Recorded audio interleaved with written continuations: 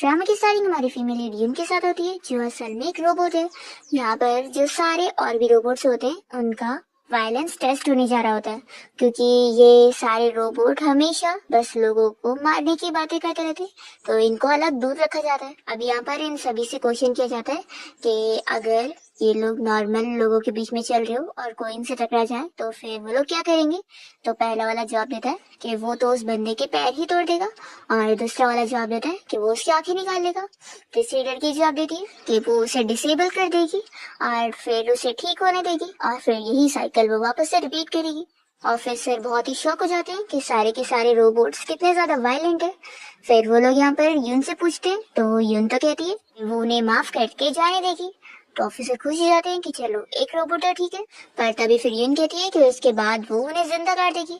तो officer shock रह जाते हैं कि इनमें से कोई भी ठीक नहीं हुआ है। फिर वो लोग डिसाइड करते हैं कि वो इनको ठीक करने के लिए प्लान बी के लिए भेजेंगे, यानी कि अब वो लोग इंसानी लोगों के साथ रहेंगे और उन्हें एक फैमिली दी जाएगी ठीक होने के लिए।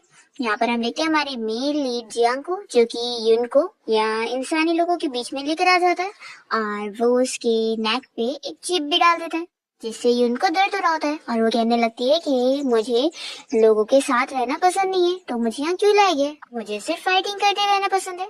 तो जियांग उसे समझाने लगता है कि वो ह्यूमंस के बीच में रहेगी तभी तो उसे ह्यूमन लव समझ में आएगा, और फिर आगे चल के कोई एक्सीडेंट नहीं होगा। तो यून कहने लगती है कि देखो, अभी तुमने भी तो मुझे इतना दर्द दिया था, पर मैंने तुम्हें बिल्कुल नहीं मारी, तो यानी मैं ठीक हूँ। तो जियांग उसे समझाने लगता है कि नहीं, उसे ये टेस्ट पास करना पड़ेगा, और फिर वो उसे बाहर लेकर जाता है और बताने लगता है कि देखो, सर्वे के हिसाब से ये तुम्हारा घर है और तुम्हारे 4 ब्रदर्स है, एक डैड है और एक स्टेप मॉम और स्टेप सिस्टर है।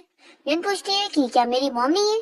तो फिर जियांग बताने लगता है कि तुम्हारी मॉम तुम्हें पैदा करते वक्त ही मर गई है, और यही वो वजह है जिसकी वजह से तुम्हारे डैड और तुम्हारे चारों भाई तुमसे नफरत करते हैं। तो चलो बताओ, क्या तुम अच्छे से अपना टास्क कंप्लीट कर लोगी और बुली नहीं होगी। तो यून कहती है कि मुझे पहली बार ऐसा टास्क मिल रहा है जिसमें मुझे फैमिली के साथ ऐसे रहना है, तो मुझे नहीं पता कि मुझे क्या करना होगा। तो फिर जियांग बताने लगता है कि बहुत ही सिंपल है, तुम्हें बस अपनी वो चीज हासिल करनी है जो तुम्हारी होनी चाहिए, और अगर कोई तुम्हें परेशान करने आए तो तुम्हें उसे अच्छे सबक भी सिखाना है। तो यून तो खुश हो जाती है और कहती है कि फिर मैं इस टास्क को अच्छे से कंप्लीट करूंगी। फिर यून जैसी अपने घर में एंट्री लेती है तो यहाँ पर उसकी स्टेप मॉम उसे देखते ही के साथ ही खुश होने का नाटक करने लगती है और कहती है कि फाइनली हमारी बेटी घर आ गई है। पता नहीं वो कितने बुरे बच्चे चोर थे जिन लोगों ने तुम्हें चुरा लिए थे, लेकिन अब तुम ठीक हो, देखो हम पूरी फैमिली तुमसे मिलकर कितना खुश है। तो यून कहती है कि पूरी फैमिली, मुझे तो कोई नजर नहीं आ रहा। तो फिर स्टेप मॉम अपनी बेटी को आवाज देने लगती है, और फिर यहाँ पर यून की स्टेप सिस्टर उसे कहने लगती है कि अब तुम घर आ गई हो तो भी मैं तुम्हें बता दूं कि इस घर की चहेती बेटी सिर्फ मैं हूँ, और तुम्हें मेरे रूल्स के हिसाब से ही रहना पड़ेगा, और अच्छा रहेगा कि तुम डैड और भाई से दूर रहो, क्योंकि वो लोग तो तुम्हें ऐसे ही पसंद नहीं करते, और तुम्हें अब से मेरी सारी बातें माननी पड़ेगी और मुझे रिस्पेक्ट से मिस वीवी कहकर बुलाना होगा। तभी स्टेप मॉम यहाँ पर अपनी बेटी से कहने लगती है कि तुम अपनी सिस्टर से ऐसे कैसे बात कर रही हो, और वो फिर यून से कहती है कि ये छोटी है ना, इसलिए बड़ी सिस्टर होने के नाते इसे माफ कर दो। यून कहती है कि ठीक है। तो स्टेप मॉम मन में सोच रही होती है कि इस लड़की को तो मैं इजीली हैंडल कर लूंगी और इसे आगे चल के सबक सिखाऊंगी। तभी यून यहाँ पर आकर अपने स्टेप सिस्टर विवे को जहर मारकर उसे सबक सिखाती है और कहती है कि मैं कोई ग्रज नहीं होल्ड करती, क्योंकि मैं ऑन द स्पॉट बदला ले लेती हूँ। विवे चिल्लाने लगती है कि बस डैड और भाई को आ जाने दो, फिर मैं उन्हें तुम्हारे बारे में बताकर तुम्हें यहाँ से कैसे निकलवाती हूँ। फिर स्टेप मॉम भी कहने लग जाती है कि तुम आखिर मेरी बेटी को ऐसे मार कैसे सकती हो, चाहे उसने तुम्हें कितना भी कुछ भी बोली हो। तो यून कहती है कि मैंने उसे मारी कहा हूँ, मैंने तो बस चेयर को पुश करी हूँ, अब उसका पैर बीच में आ रहा था तो मैं क्या कर सकती हूँ। फिर भी गुस्से में चिल्लाने लगती है कि तुम हमारी फैमिली का हिस्सा नहीं हो, यहाँ से तुम निकल जाओ। तो यून कहती है कि मैं यहाँ से नहीं जाने वाली हूँ, और वो मन में सोचती है कि अब मुझे यहाँ पर भीड़ चाहिए तो मैं अपना काम करके जाऊंगी। तभी यहाँ पर यून का सबसे बड़ा भाई शैन घर पे आया होता है और जल्दी से विवे से बताने लगती है कि भाई देख लो, सिस्टर अब भी घर पे आई है और इसने मुझे यहाँ मारना शुरू कर दी और इसने मेरे पैर में चोट भी पहुंचा दी है। स्टेप मॉम भी यहाँ पर अपनी बेटी का साइड लेते हुए उसे और प्रोवोक करने लगती है और कहती है कि वैसे तो वो गाँव से आई है तो उसे क्या ही आता होगा, बदतमीज होना तो होता ही है उसका। यून सोच रही होती है कि ये भी तो मुझसे नफरत करता है ना, सच में ये फैमिली के सारे लोग ही गार्बेज है, कोई बात नहीं, मैं इन सबसे बारी बारी करके निपट लूंगी। वे भी उसे कही जा रही होती है कि देखना भाई अभी कैसे तुम्हें मारेंगे। तो यून को भी यही लगता है और वो कहती है कि तुम मुझे मारना चाहते हो। पर यहाँ पर शैन तो यून को देखकर खुश हो जाता है कि उसकी छोटी बहन फाइनली उसे मिल गई है। वो जल्दी से उसे हक कर लेता है और उसे वेलकम होम बोलने लगता है। तो स्टेप मॉम और स्टेप सिस्टर तो शॉक हो जाते हैं। यहाँ पर शेन कहता है कि तुमने बचपन से कितना सफर करी होंगी, लेकिन अब तुम वापस आ गई हो ना, फिक्र मत करो, अब तुम्हारा भाई है तुम्हें प्रोटेक्ट करने के लिए। मुझे बताओ कौन तुम्हें बुली कर रहा था। यून तो शॉक रह जाती है कि ये क्या हो गया। फिर वो उसे कहती है कि थैंक यू ब्रदर, लेकिन मैं बिल्कुल ठीक हूँ। तो फिर वो कहने लगता है कैसी बात है, तो अब तुम यहाँ अपने रूम में जाओ और अच्छे से सेटल हो जाओ, कल ही मैं तुम्हें अच्छे से तुम्हारी चॉइस के फर्नीचर लेने चलूंगा। तभी बेबी जल्दी से शेन से कहने लगती है कि भाई मेरे पैर में चोट लगी है। तो वो कहता है कि चोट लगी है तो डॉक्टर के पास जाओ, मैं कोई डॉक्टर थोड़ी ना हूँ। और वो तो यून को साथ चलने बोल रहा होता है।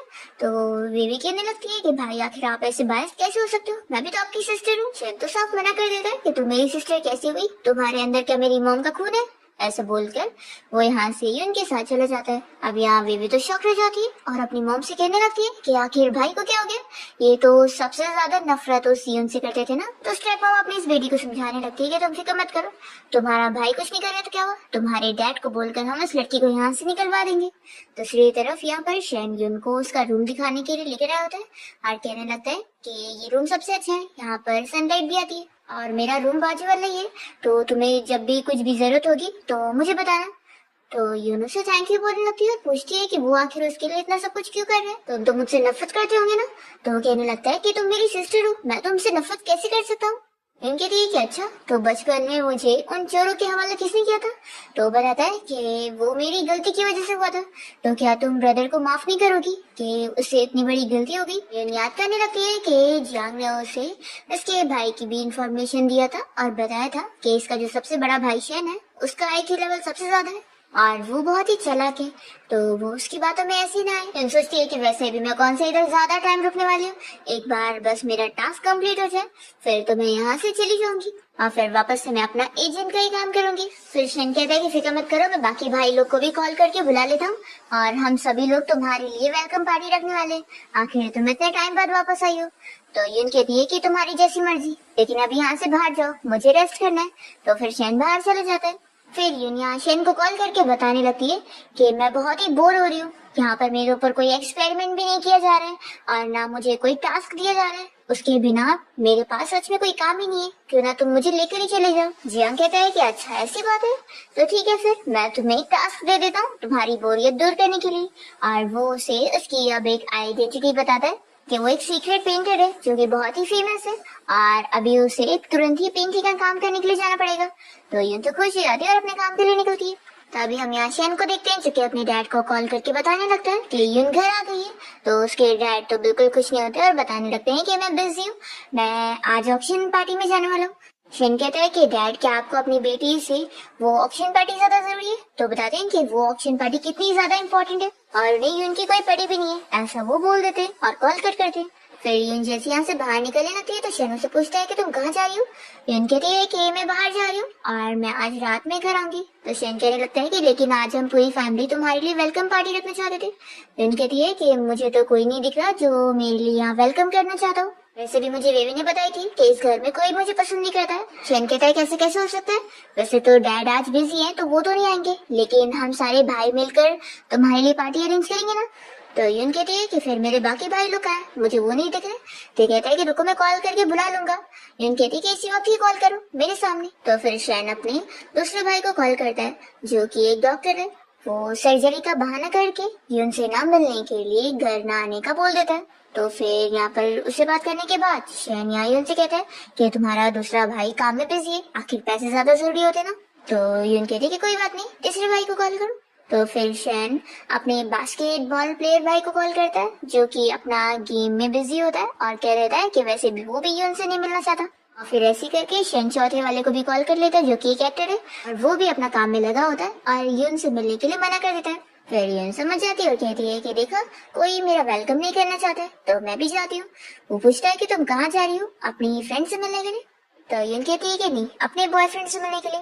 फिर जब यून जियांग से मिलती है और उसकी कार्ड में आके बैठती है तो वो तो उसे देखते ही खुश होता है और कहने लगता है कि ये लगता है तुम अपनी फैमिली में अच्छे से एडजस्ट कर पा रही हो। यून कहने लगती है कि क्यों ना तुम मेरे बॉयफ्रेंड बन जाओ। ये सुनने के साथ ही जियांग शॉक होता है और कहता है कि नहीं।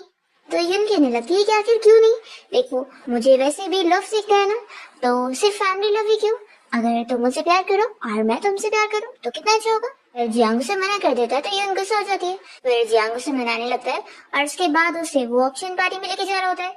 तभी जियांग का जो बंदा यहाँ वेलकम कर रहा होता है वो उसे मास्टर कह के बुला रहा होता है।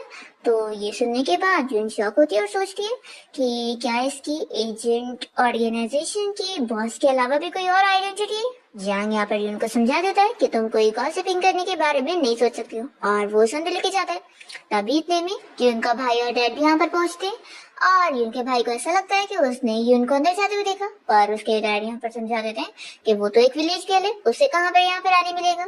हम देखते हैं कि यून यहाँ जियांग के साथ बैठी होती है और वो मजे में अपना कैंडी खा रही होती है। फिर एक बंदा उसे बुलाने के लिए आ जाता है कि अब उसका पेंटिंग करने का टाइम आ गया। तो फिर जियांग यून को अपने मुंह से कैंडी निकालने के लिए बोल रहा होता है। तो यून उसके हाथ में निकालने के बजाय उसे किस करते हुए उसके मुंह में डाल कर दे देती और कह देती है कि तुम्हें सिखाया कि खाने को वेस्ट नहीं किया जाता है, और फिर वो अपना चली जाती है। हम देखते हैं कि यहाँ पर ऑक्शन पार्टी में आए वे सारे लोग उस फेमस पेंटर का इंतजार कर रहे होते हैं उसकी पेंटिंग देखने के लिए। और तभी यहाँ पर मास्क लगा कर पहुंचती है और यहाँ पर फिर अनाउंसमेंट होती है कि वही वो सीक्रेट पेंटर है। तो किसी को भी यकीन नहीं आ रहा होता है कि इतनी छोटी सी लड़की एक फेमस पेंटर कैसे हो सकती है। तो यून यहाँ पर सभी के सामने अपनी पेंटिंग करके दिखाती है। सभी लोग तो हैरान रह जाते हैं कि ये छोटी सी लड़की होकर इतनी अच्छी पेंटिंग करती है। और फिर यहाँ पर यून ने जो पेंटिंग बनाई होती है उसके ऊपर बिडिंग लगने लगती है और सभी लोग ज्यादा से ज्यादा बिडिंग लगा रहे होते हैं, पर सबसे ज्यादा तो इसके ऊपर बिडिंग यून के डैड लगाते हैं और इस पेंटिंग को 300 मिलियन में जीत लेते हैं और बड़े खुश होने लगते हैं। फिर यून यहाँ से वापस से जियांग के पास आ जाती है और उसे कहने लगती है कि चलो आप बताओ कि तुम्हारी आखिर कौन सी सीक्रेट आइडेंटिटी है। वो ऐसे उसे हक करके पूछ रही होती है कि यहाँ पर जियांग भी सोच ही पड़ जाता है कि इसे तो बिल्कुल भी डिफरेंस नहीं पता है कि मैन और वुमेन कितने अलग होते हैं और उन्हें ऐसे नजदीक नहीं आना चाहिए। जियांग यहाँ यून को अपने बारे में नहीं बता रहा होता है तो वो गुस्सा होने लग जाती है कि तुम अपनी आइडेंटिटी मुझसे छुपाना चाह रहे हो। तो वो कहता है कि ऐसी भी बात नहीं, तुम जानना चाहती हो तो ठीक है, इंटरनेट पे सर्च कर लेना, तुम्हें पता लग जाएगा। तो यून कहती है कि तुम इतने फेमस हो। और जियांग कहता है कि बस तुमसे थोड़ा ज्यादा फेमस हो। फिर जियांग यून को उसके घर तक छोड़ने जाता है और उसे कहने लगता है कि आज तुमने अपना टास्क बहुत अच्छे से कंप्लीट करी हो तो मैं तुम्हें टास्क कंप्लीट करने के लिए गिफ्ट देना चाहता हूँ। तो यून कहती है कि कौन सी गिफ्ट। तभी वो उसके हाथ में उसकी ही वो मुंह से निकाली हुई कैंडी पकड़ाकर यहाँ से तुरंत ही चला जाता है। और यून को गुस्सा आती है कि उसने क्या उसकी कैंडी को अनहाइजीनिक समझ के रखा था जो उसे खाया ही नहीं। यून सोचती है कि रुको मैं अभी इसके बारे में पता करती हूँ कि आखिर ये है कौन। फिर वो तुरंत ही इंटरनेट पे उसके बारे में सर्च करने लग जाती है और यहाँ पर उसका भाई शेन भी पहुंच जाता है और देखने लगता है कि वो तो जियांग के बारे में सर्च करी है। तो वो कहता है कि ये तो मिस्टर जियांग है। हम पूछते हैं कि क्या तुम इसे जानते हो।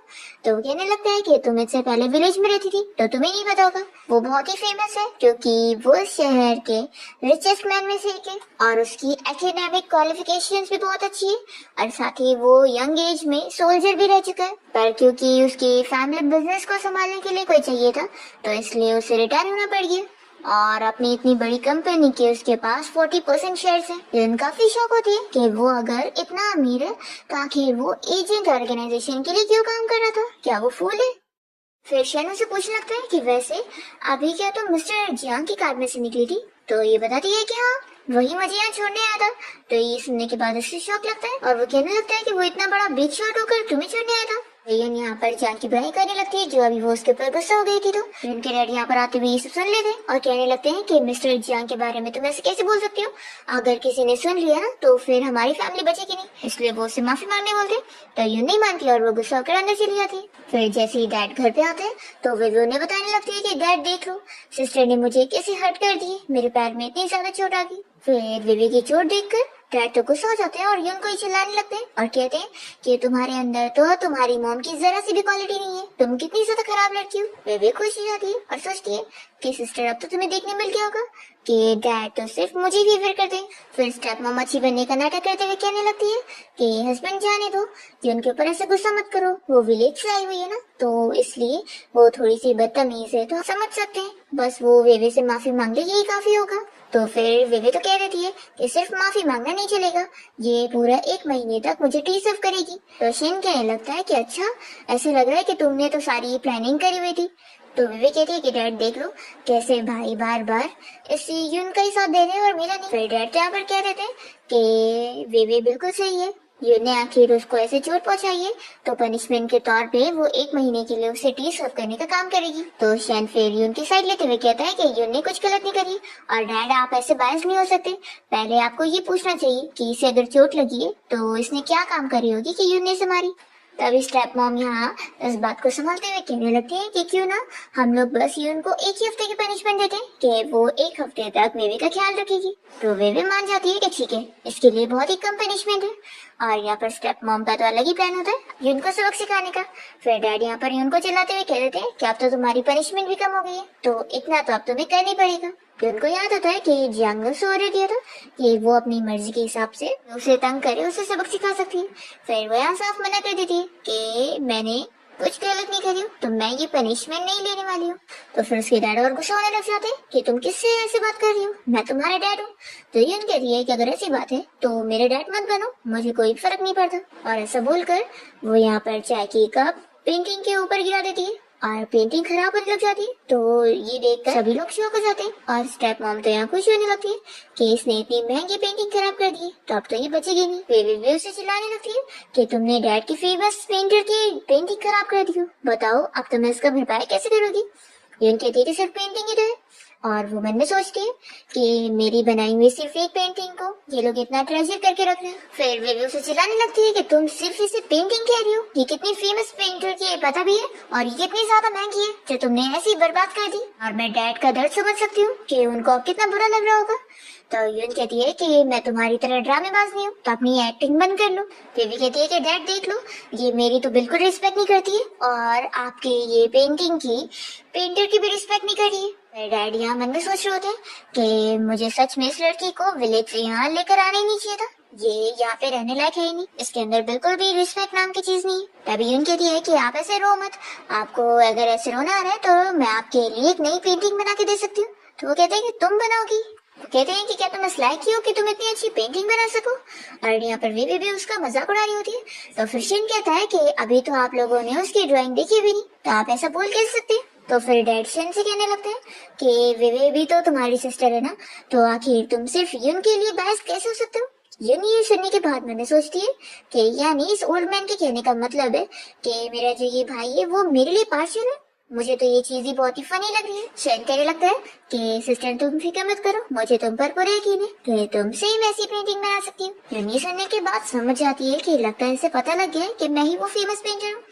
और यहाँ पर शैन मन में सोच रहा होता है कि ऑफ कोर्स मुझे पता है कि तुम ही वो पेंटर हो। और यून के डैड और उसके स्टेप सिस्टर को तो बिल्कुल यकीन नहीं होता और वो लोग तो बस उसका मजाक ही उड़ा रहे होते हैं। फिर नेक्स्ट सीन में यून जब अपना पेंटिंग बनाने जा रही होती है तो सारी मेट्स उसे यहाँ पर घेर कर देख रहे होते हैं क्योंकि उसका तरीका बहुत ही ज्यादा यूनिक होता है। इतने में यहाँ पर यून के डैड पहुंच जाते हैं और पूछने लगते हैं कि यहाँ पर क्या चल रहा है। तो वो लोग बता देते कि मिस यून यहाँ पर पेंटिंग बना रही है। डैड को बिल्कुल यकीन नहीं होता कि वो अच्छी पेंटिंग बना सकती है और वो कहने लगते हैं कि इसे तो वापस से विलेज भेज दो। तो फिर शैन यून की साइड लेते हुए कहने लगता है कि क्या आपको थोड़ा सा भी यकीन नहीं अपनी बेटी के ऊपर। वो उन्हें इंसिस्ट करने लगता है कि आप यहीं पर ही खड़े रहकर आप पूरी पेंटिंग देखेंगे। फिर यून की जब यहाँ पेंटिंग कंप्लीट हो रही होती है तो सारे मेड्स और सारे लोग शॉक हो जाते हैं कि उसने सच में कितनी अच्छी पेंटिंग बनाई है। यहाँ पर यून के डैड को अब जाकर पता लग जाता है कि जिस फेवरेट पेंटर को इतना पसंद कर रहे थे वो कोई और नहीं बल्कि यही है। और यहाँ पर शेन मन में सोच रहा होता है कि डैड को अब कितना शौक लग रहा होगा कि वो जिस बेटी से इतना नफरत करते हैं वही वो फेमस पेंटर है। इतने में यहाँ पर स्टेप मॉम और उसकी बेटी भी आई होती है और वो लोग यहाँ पूछने लगते हैं कि यहाँ पर क्या चल रहा है। तो मेट्स बताती है कि मिस यून यहाँ पे पेंटिंग कर रही है। फिर वे भी जैसी पेंटिंग को देखती है तो वो शौक रह जाती है और कहने लगती है कि ऐसा हो ही नहीं सकता, ये इतनी अच्छी पेंटिंग बना ही नहीं सकती। तो सारी मेट्स बताने लगती है कि उन लोगों ने अपनी आंखों से उसे पेंट करते हुए देखी। तो भी वे मानने के लिए तैयार नहीं होती है और कहती है कि जरूर इसने चीट करी है और ये इसकी बनाई हुई पेंटिंग है ही नहीं। और सोचती है कि नहीं, मैं डैड को देखने नहीं दे सकती हूँ क्योंकि अगर उन्हें पता लग गया कि ये इतनी अच्छी पेंटिंग बना लेती है तो फिर तो डैड की नजरों में मैं कुछ भी नहीं रहूंगी। पर तभी ये देखकर शौक हो जाती है कि डैड तो पहले से ही उनकी पेंटिंग को देखकर खुश हो रहे होते हैं। और यहाँ पर डैड सोच रहे होते हैं कि ये पेंटिंग तो सच में कल वाली पेंटिंग से कई गुना ज्यादा अच्छी है, इस लड़की ने मुझे कोई झूठ नहीं बोली थी। बेबी को तो गुस्सा आ जाती है कि अब तो ये डैड का फेवर मुझसे लेके जाएगी और मेरा क्या होगा? फिर वे भी जल्दी से यून की पेंटिंग खराब करने के लिए उसके पास पहुंच जाती है और उसकी बुराई करने लगती है कि ये पेंटिंग जरूर से नहीं बनाएंगे और इसलिए वो इसे खराब करने वाली है। तभी यून जल्दी से उसे स्टिक से उसे नीचे गिरा देती है। तो वे फिर यहाँ रोने का नाटक करने लगती है और स्टेप मॉम भी यहाँ पर फिर अपनी बेटी का ही साथ दे रही होती है। तो यून को भी लग रहा होता है कि ये कितने ड्रामे कर रही है। तभी इतने में यहाँ पर उसके डैड आकर उससे अपने सिस्टर को सॉरी बोलने के लिए बोलते हैं। तो यून शॉक होकर बोलती है कि इसने मेरी पेंटिंग खराब करने की कोशिश करी और आप इससे मुझे माफी मांगने के लिए बोल रहे हैं। क्या आपने इसकी हरकतें देखी नहीं कि कैसे ये मेरी पेंटिंग खराब करना चाहती थी? तो वे भी कहने लगती है कि मैंने कोई ऐसा नहीं करी, मेरा तो बस पैर फिसल गया था। और वो फिर से रोने का नाटक कर रही होती है। तो यून कहती है कि चुप हो जाओ, तुम्हारी रोने की आवाज सुनकर मैं परेशान हो गई। तो वे भी चिल्लाने लगती है कि यहाँ मैं पेन में हूँ और तुम ऐसे कह रही हो।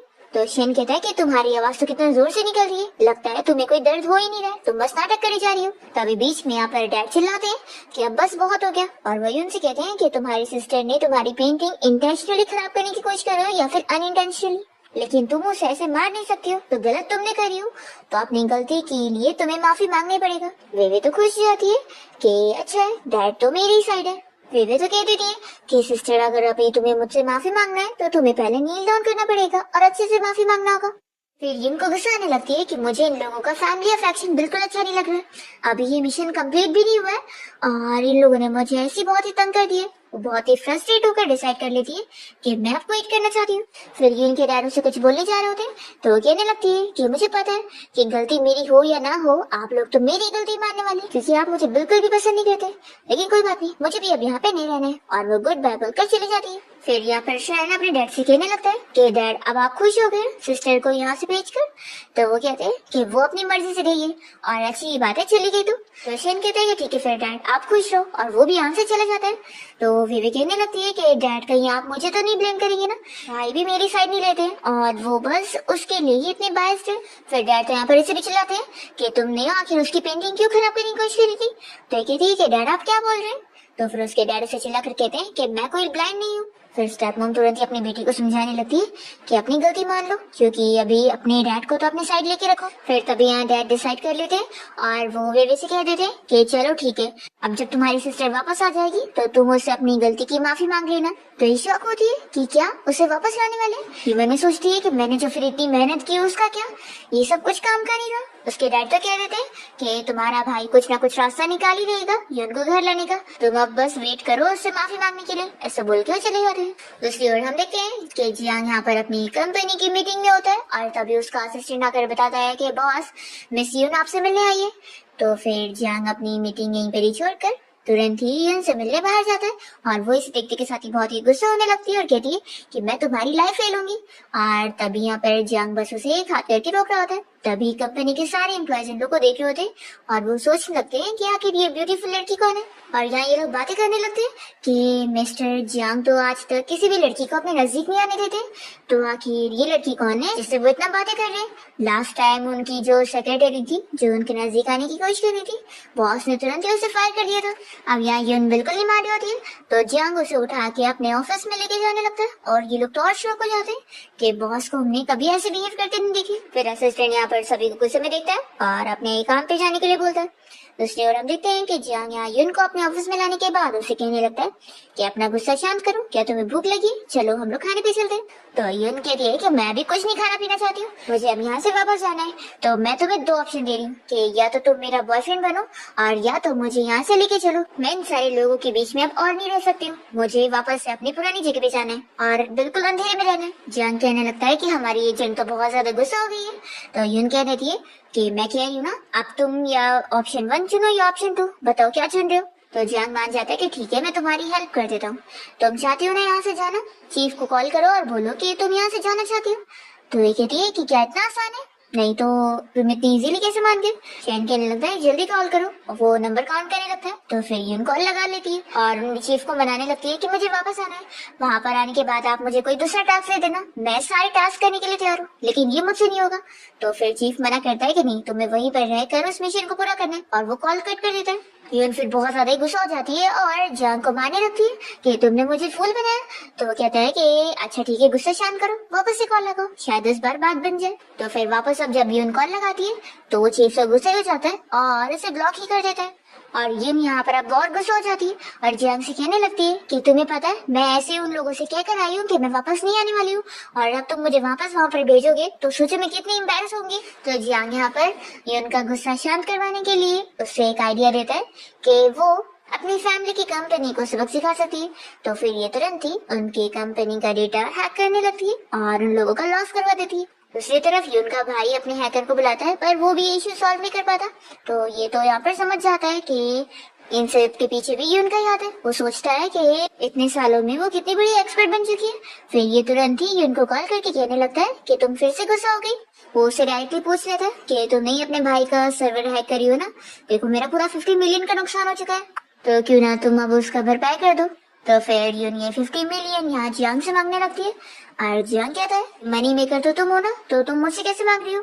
तो जियांग की आवाज सुनकर यून का भाई उससे पूछता है कि क्या तुम अपने बॉयफ्रेंड के साथ हो। तो यून कहती है कि आखिर मैं आपको क्यों एक्सप्लेन करूं। तो फिर उसका भाई कहने लग जाता है कि आखिर तुमने कोई यंग लड़की को रखी हुई हो और अपने पैसे उसके ऊपर लुटा रही हो, देखो यहाँ पर आ जाओ मैं तुम्हारा ख्याल रखूंगा। तो यून कहती है कि वो तो मुझसे बड़ा है। तो फिर उसका भाई और गुस्सा होने लग जाता है कि कोई ओल्ड मैन है जो कि यहाँ फ्री में तुम्हारे पास रह रहा है। यून मना कर देती है कि मैं भी कुछ भी एक्सप्लेन करने के मूड में नहीं हूँ और मैं खुद घर आ जाऊंगी।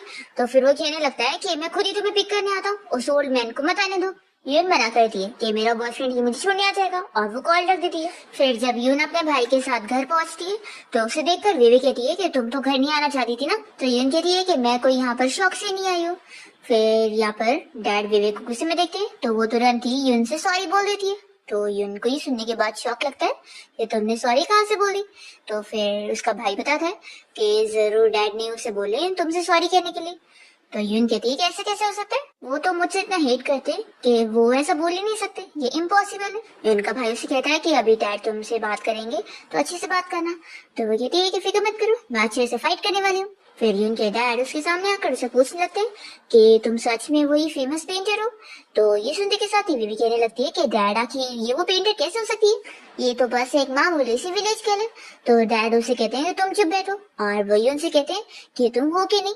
यून मन में सोचती है कि इस ओल्ड मैन को कैसे पता लग गया कि मैं ही वो मास्टर हूँ, लेकिन ये तो अभी मेरी सीक्रेट आइडेंटिटी है जो कि मैं नहीं बता सकती हूँ। फिर वो कह देती है कि मैं वो मास्टर नहीं हूँ। तो फिर उसके डैड कहते हैं कि फिर तुमने वो पेंटिंग कैसे ड्रॉ करी। यून कहती है कि क्या वो पेंटिंग ड्रॉ करने के लिए कोई फेमस पेंटर होना जरूरी है, मैंने तो हाथ से ड्रॉ कर ली। फिर वो कहती है कि फिर तुम्हारे कहने का क्या मतलब है कि हमारे पास हाथ नहीं है। तो यून कहती है कि जरूर फिर तुम्हारे हाथ कोई काम के नहीं होंगे। ये सुनने के बाद तो फिर वे रोने लग जाती है और कहती है इस घर में तो मेरी कोई जगह ही नहीं है, मुझे यहाँ पर क्या क्या बोला जा रहा है। तो फिर डैड यून से कहते हैं कि तुम अपनी सिस्टर को ऐसे बुली क्यों करती रहती हो। यून कहती है कि अच्छा आपको दिख रहा है कि मैं इसे बुली कर रही हूँ और ये नहीं दिख रहा कि मैं कितनी वीक और हेल्पलेस हूँ। तो उसके डैड तो हंसने लग जाते हैं कि तुम अपने आप को हेल्पलेस कह रही हो। फिर वो कहते हैं कि चलो अच्छा इस बात का आर्ग्यूमेंट खत्म करते हैं और मैं अब तुम दोनों को ही बता दूं कि तुम दोनों कल से साथ में आए यूनिवर्सिटी होगी। तो ये सुनने के बाद तो दोनों ही शौक हो जाते हैं। यून तो मन में सोच रही होती है कि मैं इतनी टैलेंटेड हूँ और मुझे अभी भी पढ़ाई करनी पड़ेगी। तभी यहाँ पर डैड विवे को समझा देते हैं कि तुम्हारी सिस्टर अभी यहाँ पे न्यू न्यू है तो इसे सिटी का कोई भी जगह नहीं पता है, इसलिए तुम इसे साथ लेके जाओगी और इसे सब चीज सिखाओगी ताकि ये फिर हमारी फैमिली को एम्बैरस ना करे। और यून को भी वो अच्छे से बिहेव करने का बोल कर चले जाते हैं। यून सोचती है कि सच में ये ओल्ड मैन तो मेरे पीछे पड़ गए। विवे को तो गुस्सा आई होती है कि इसको तो मेरे हवाले कर दिया गया ना, इसका ध्यान रखने के लिए, तो ठीक है अब इसे अच्छे सबक सिखाऊंगी। फिर नेक्स्ट हम देखते हैं कि यून को यहाँ पर क्लास टीचर लेकर आती है और सभी के सामने इंट्रोड्यूस करने लगती है कि वो यहाँ पर न्यू स्टूडेंट है। वे क्लास में बैठी होती है और वो सोच रही होती है कि घर पे तो भाई पार्सल हो रहे थे लेकिन अब ये मेरी जगह, यहाँ पे तो सिर्फ मेरी चलेगी। फिर क्लास के सारे स्टूडेंट यहाँ पर यून के अगेंस्ट हो जाते हैं और कहने लगते हैं कि वो लोग ऐसी कोई बीच में आई हुई लड़की को एक्सेप्ट नहीं करने वाले क्योंकि यहाँ पर सभी अपनी एबिलिटीज के दम पर आए और वो तो कभी स्कूल भी नहीं गई तो वो यहाँ कैसे आ सकती है। टीचर सभी को चुप रहने के लिए बोलती है और मन में सोचती है कि प्रिंसिपल ने मुझे खुद इससे इंट्रोड्यूस करवाया और बताया कि ये तो प्रोफेसर है और सभी लोग यहाँ पर कैसे पंगा ले रहे थे। फिर वो यून से खुद ही कहती है कि तुम सभी को खुद ही एक्सप्लेन कर दो कि तुम क्या स्कूल नहीं गई हो। तो वो कहती है कि ये बात तो सही है, मैं तो कभी स्कूल गई नहीं। तो टीचर तो बस शॉक हो रही होती है कि ये क्या बोल रही है। तभी वे सभी अपने क्लासमेट से कहने लग जाती है कि ये असल में मेरी सिस्टर है, जो कि विलेज से आई हुई है और इसे कुछ भी नहीं आता, इसलिए बहुत ही रूड है। और मेरे डैड लेकिन चाहते हैं कि मेरी तरह बन जाए, इसलिए उन्होंने कॉलेज को एक्स्ट्रा पैसे देकर मेरी सिस्टर का यहाँ पर एडमिशन करवाया। तो प्लीज आप लोग मेरी सिस्टर को यहाँ पर एडजस्ट कर लो। तो सभी लोग विवेक के ये ड्रामा देखने के बाद सोचने लगते हैं कि वो कितनी ज्यादा अच्छी है, अपनी सिस्टर की कैसे साइड ले रही है, लेकिन ये लड़की उसकी सिस्टर बनने लायक नहीं। अभी यून यहाँ पर विवेक से कहती है कि तुमने पहले खुद ही मेरे बारे में रूमर फैलाई कि मुझे पढ़ना लिखना नहीं आता, और अब यहाँ पर सभी के सामने अच्छी बन रही हो। सच में तुम कितना ड्रामा कर लेती हो। तो फिर यहाँ यून की बातें सुनने के बाद कुछ लड़कियों को यकीन आ जाता है कि वो बिल्कुल सही कह रही है, ये विवेक कितनी चालाक है। फिर विवेक तो अपनी बुराई सुनने के बाद रोने का नाटक करने लग जाती है और टीचर फिर यून को बैठने लगते हैं। यून जब यहाँ विवेक के पीछे आके बैठती है तो उससे आवाज देती है, तो बेबी जैसी पीछे मुड़कर देखने लगती है। तो यून से कहती है कि तुम तो रो रही थी ना, लेकिन तुम्हारे एक भी आंसू नहीं आए। तो लड़कियां सुन लेती है और कहने लगती है कि सच में ये तो कितनी झूठी लड़की निकली। फिर क्लास के बाद विवेक को तो यहाँ गुस्सा आ रहा होता है और तभी इतने में उसके पास उसका एक फ्रेंड आ जाता है जो कि उसे लाइक करता है।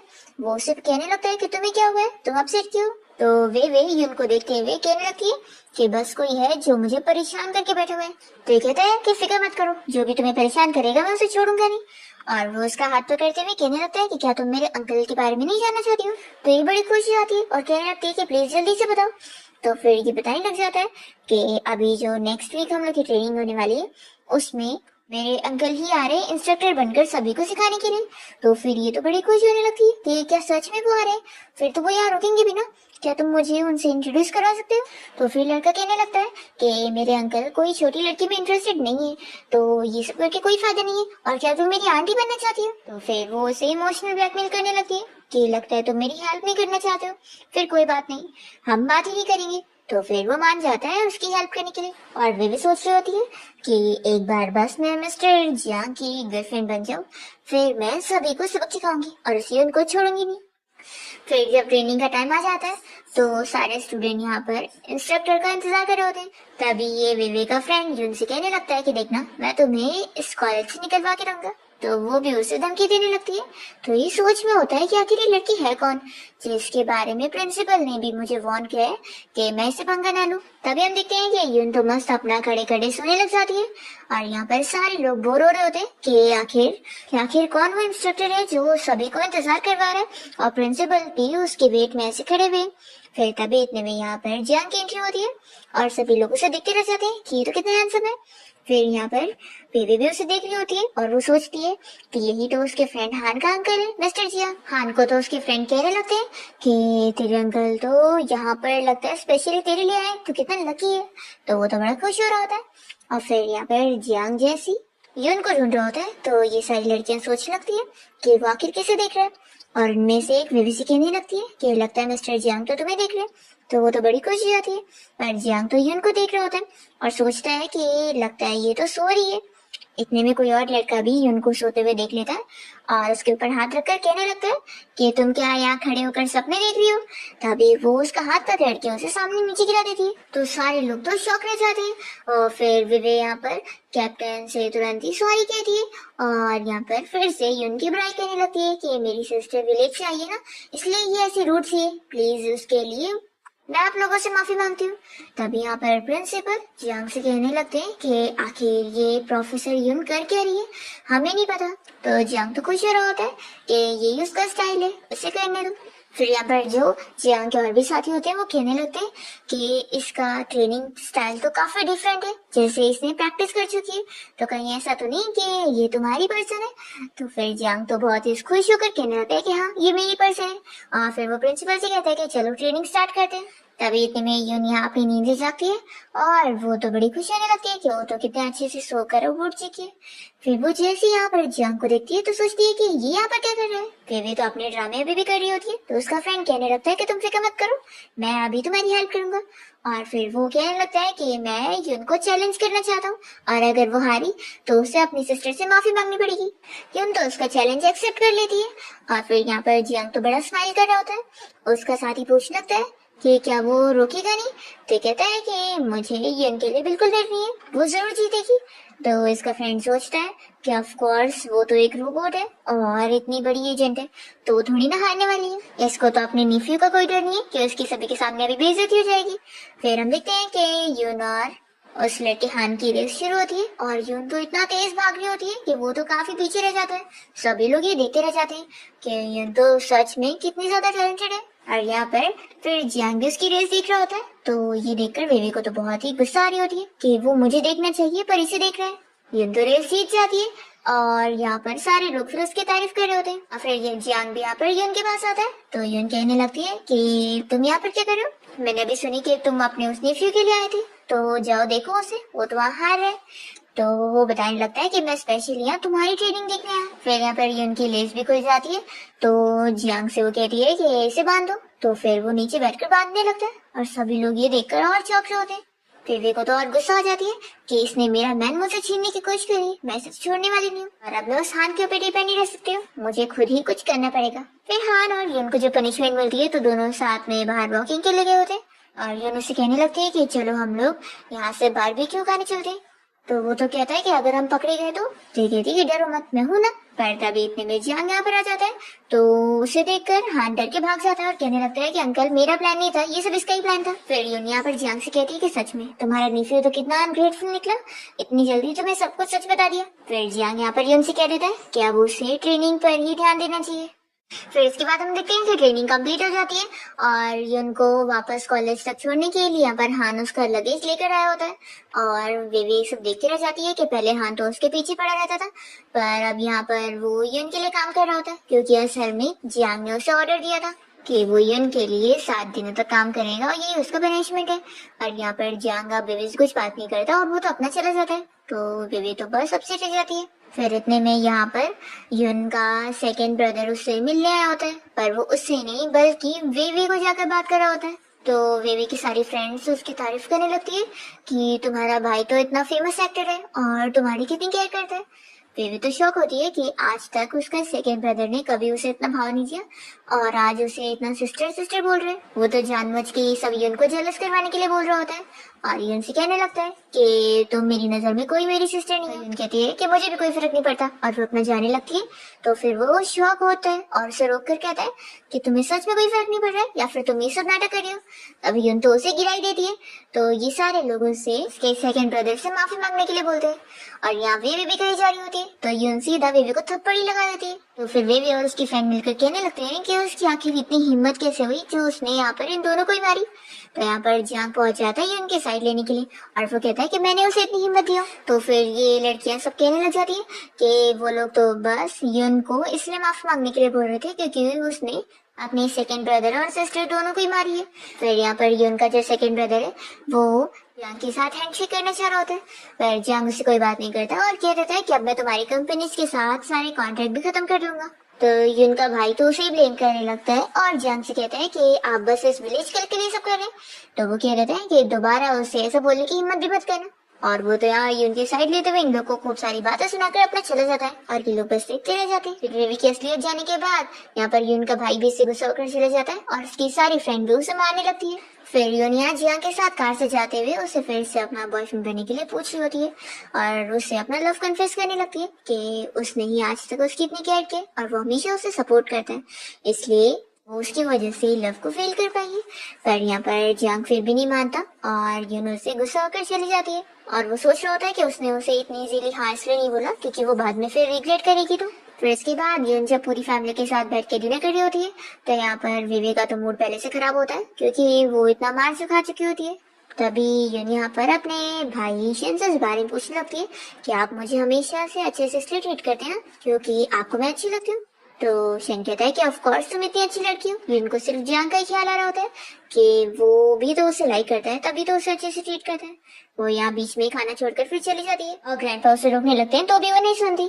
इसके बाद हम देखते हैं कि ये लोग अपनी फैमिली की तरफ से कोई पार्टी में गए होते हैं और यहाँ पर वेवे ने यून की बेइज्जती करवाने के लिए कुछ प्लानिंग करी होती है, पर वो खुद ही अपने जाल में फंस जाती है क्योंकि यहाँ पर यून की हेल्प करने के लिए तो जियांग आ जाता है और यून तो सेफली बच जाती है। इसके बाद हम देखते हैं कि जब ग्रैंडपा को इस बारे में पता लगता है कि विवे ने कैसे उनकी फैमिली की बेइज्जती करवा दी है, तो वो तो उसे बहुत डांटने लगते हैं और उसे अब अपनी फैमिली से निकलने का बोल देते हैं। तो विवे फिर बहुत ही गुस्से में यहाँ से निकल रही होती है और सोचती है कि अब उसके पास कोई नहीं बचा, क्योंकि यून ने उसके डैड को भी उसे छीन लिया और उसके सारे भाई को भी। दूसरी ओर हम देखते हैं कि जियांग तो यून से मिलने के लिए गया होता है और उसके पास फ्लावर लेकर वो अब उसका गुस्सा शांत करने में लगा होता है। तभी यहाँ पर यून के दोनों भाई उसे देख रहे होते हैं और उन्हें देखकर खुशी मिलती है कि कोई तो उनकी सिस्टर को इतना लाइक करता है। तभी वे गुस्से में कार में बैठकर इन लोगों को देख रही होती है और उसे बस यून से जेलसी हो रही होती है, तो वो उसका कार से एक्सीडेंट करना चाह रही होती है। पर तभी जियांग उसे देख लेता है तो वो जल्दी से यून को पुश कर देता है और वो कार के सामने खुद आ जाता है, तो फिर उसका एक्सीडेंट हो जाता है और यहाँ पर उसे इतनी चोट लग गई होती है। तो ये लोग जल्दी से जियांग को फिर हॉस्पिटल लेके जाते हैं और यून फिर उस विवे को सबक सिखाने के लिए अपने सारे लोगों को उसके पास लेकर गई होती है और वो यहाँ पर फिर उसे पुलिस से अरेस्ट करवा देती है। विवे उसे कितना माफी मांगने के लिए कोशिश करती है पर यून उसकी एक भी बात नहीं सुनती। और फिर जब वो वापस हॉस्पिटल पहुंचती है तो यून को यहाँ मिसअंडरस्टैंडिंग हो जाती है कि जियांग मर गया है और वो उसकी बॉडी समझकर उसके पास आकर रोने लगती है और कहने लगती है कि तुम्हें ऐसा कुछ भी नहीं हो सकता। और वो अपना लव कन्फेस करते हुए उसे बता देती है कि उसकी लाइफ में उसके आने के बाद ही तो उसे इमोशन फील हुआ और उसे पता लगा कि प्यार क्या चीज है। वो उससे सारी चीजों के लिए माफी भी मांगने लगती है जो उसने उसे गुस्सा दिलाई थी और कहती है कि अब मैं तुम्हें तंग नहीं करूंगी। तभी हम देखते हैं कि जियांग तो साइड में खड़ा होकर यून की सारी बातें ही सुन रहा होता है और फिर वो यून के सामने आ जाता है तो वो उसे देखकर खुश हो जाती है। जियांग पूछता है कि तुम जो भी अभी बोल रही थी वो सब सच था, तो फिर वो समाने लगती है और दोनों ही फिर स्माइल करने लगते हैं और यहाँ पीछे यून के दोनों भाई इन लोगों को देख रहे होते हैं और वो अब इन दोनों को सपोर्ट कर रहे होते हैं। फिर फाइनली यून और जियांग की शादी वाला दिन आ जाता है और दोनों ही अपनी वेडिंग के लिए बहुत ही हैप्पी होते हैं। इसी के साथ इस ड्रामा की एंडिंग यहाँ पर हो जाती है।